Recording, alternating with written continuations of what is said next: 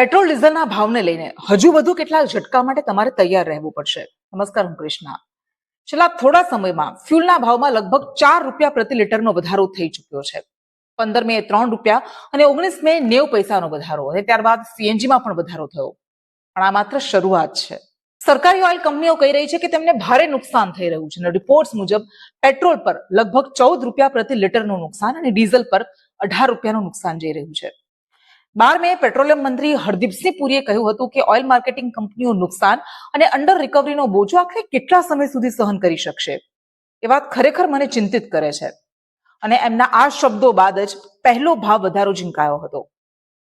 Energy એક્સપર્ટ્સના જણાવ્યા મુજબ Indian oil, BPCL અને એચપીસીએલ જેવી કંપનીઓને થોડા સમય પહેલા સુધી દરરોજ 1000 કરોડ રૂપિયાનું નુકસાન થઈ રહ્યું હતું.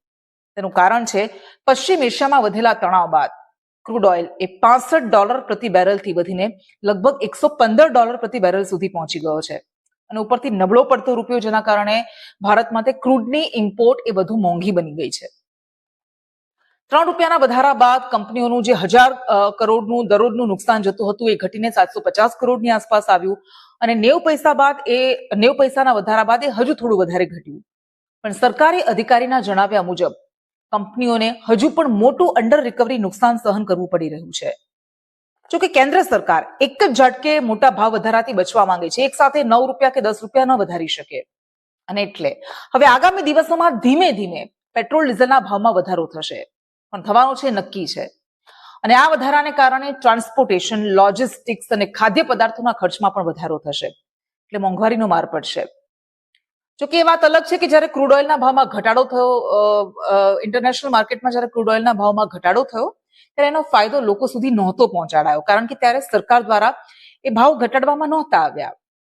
ભૂતકાળમાં જ્યારે ક્રૂડ ઓઇલના ભાવ રેકોર્ડ નીચલા સ્તરે પહોંચ્યા હતા, જેમ કે મે 2020ની વાત છે, જ્યારે બ્રેન્ટ ક્રૂડનો ભાવ પ્રતિ બેરલ $20 પણ નીચે પહોંચી ગયો હતો, જે ફેબ્રુઆરી 2002 પછીનું સૌથી નીચું સ્તર હતું.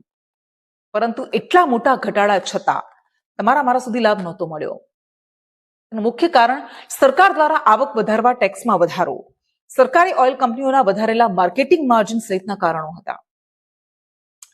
એટલે તમારા ખિસ્સામાંથી હાલ વધુ પૈસા ખંખેરાશે, એના માટે તમારે તૈયાર રહેવાનું છે. પણ સવાલ ફક્ત પેટ્રોલ ડીઝલનો નથી. સવાલ એ છે કે દેશમાં ઈંધણના ભાવ નક્કી કોણ કરે છે? બજાર, સરકાર કે પછી રાજનીતિ? નમસ્કાર.